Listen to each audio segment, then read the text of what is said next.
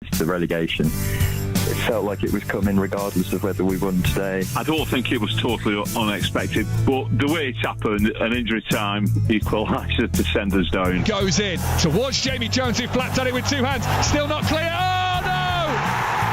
Reading have scored a massive goal. The Radetzky erupts, and in stoppage time, is that the goal that sends Wigan crashing into League One? And Wigan through and through, ups and downs. But yeah, it's just, I am gutted really.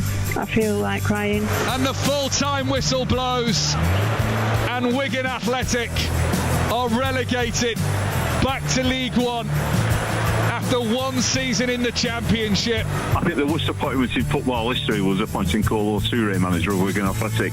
That's relegated us, no question about it. I think it's always been a possibility since we sort of had those deductions. You kind of had a sense it was going to be very, very tight.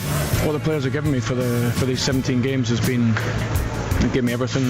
It's tough, particularly off the pitch as well. It's made it even harder. That was some of the fallout there from the Wigan game over the weekend. You can hear from the Wigan boss, Sean Maloney, by listening to, on BBC Sounds, by the way, get the BBC Sounds app, the Saturday's big match verdict. We can also speak to Logan Fulston now, who's a Wigan supporter, singer-songwriter as well. Getting up nice and early to speak about this, Logan, isn't easy. How are you doing today? Yeah, morning, mate. Yeah, well, it is what it is, isn't it? You know, it's been a tough season. It has been a tough season, and the way it finished on Saturday, the last-minute equaliser, was a cruel way to sort of see it out, wasn't it?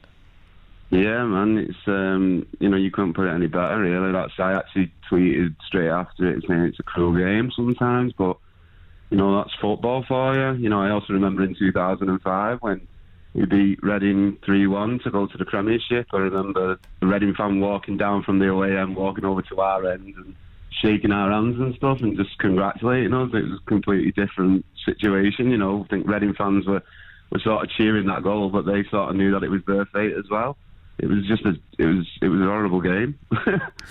Can you tell me then, when you tweet something like that, what's the feeling amongst Wigan fans for you, Logan, that you've sort of seen over the last couple of days? It's divided at the moment, mate. I think there's, because we went through the administration, we've got a lot of fans who are just happy that we're still here, we're still about as a club, because it's so special to us. But also on the other end, we've got the other fans, and I understand their position as well, because we're a working class town, and, we sort of, actions speak louder than words is painted on the side of the stadium, do you know what I mean? And it's one of those situations where we have also been let down by, bad decisions from, the board and the owners at times. I can't be any more honest than that, really. Like paying late wages, and when I know they say it was a mistake and everything, but it happened a few times, and I understand why the fans have got scepticism in them. And I think it's one of those where if the owners were honest with themselves and the board, as business people, they would say, yeah, go on, we have made mistakes and we need to make it up to them. We need to figure it out and we need to sort it out. The three different managers can't have helped the different dynamics in the dressing room. Do you think that sort of played a part of it? Especially Kolo Toure coming in for such a short stint of time. Do you look back at that and think that's probably one of the biggest mistakes they've made this year? That was a very, very strange appointment, I'll be honest with you. I don't think many people saw that coming. It just came out of nowhere. At the time I was sort of trying to figure, this is no disrespect to Kolo Toure, because obviously I know he's worked very high level in football, as a player and even as assistant manager. But, it was a very strange appointment. Nobody saw that coming. It just came across as a bit more of a publicity stunt to me, but I could be completely wrong. As far as Liam Richardson goes, he's still, in my eyes, he's still a hero of the club. I love that man. He stuck by us through the darkest time, and then bringing Sean back, has really, really helped get fans more on side. Sean speaks a lot of, you can tell he loves the club, it's very special to him, and that means a lot to us. I've got to say, Logan, we got you on as a Wigan fan, but you're also someone who released a song earlier in the late 2022, wasn't it? A sort of a tune. November, yeah.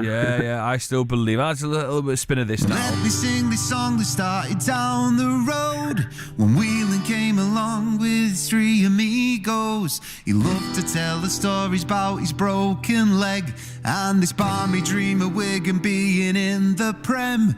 Everybody laughs. Now, it's a brilliant song that you can listen to. It's called I Still Believe, and I think now more than ever, you'd say, Logan, heading into the League One, this song can be a big thing for Wigan fans to listen to. Oh yeah, well, it's there, innit? You know what I mean? Look, I'm just a fan at the end of the day. I dig for a living in pubs and clubs. I've done it forever.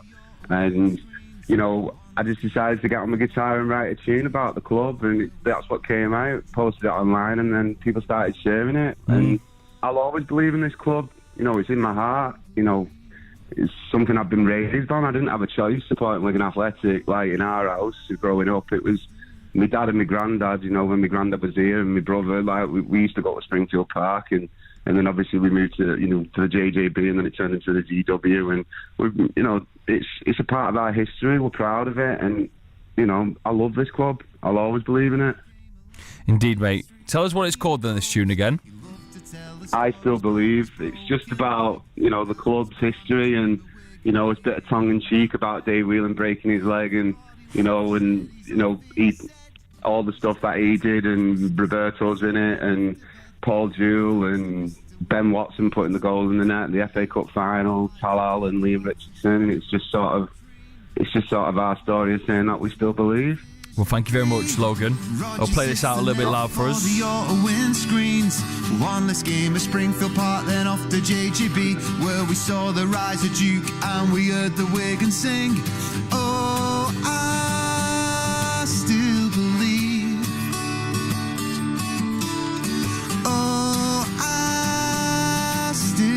Big song there from a Wigan fan, and maybe you can take that tune into the next season. We'll reflect more on this with Mark in the Sport at 7:30 here on BBC Radio Manchester. We thank Logan Fulster there for getting up and having a chat with us this morning. I know it might not be easy, but search for that song, I Still Believe.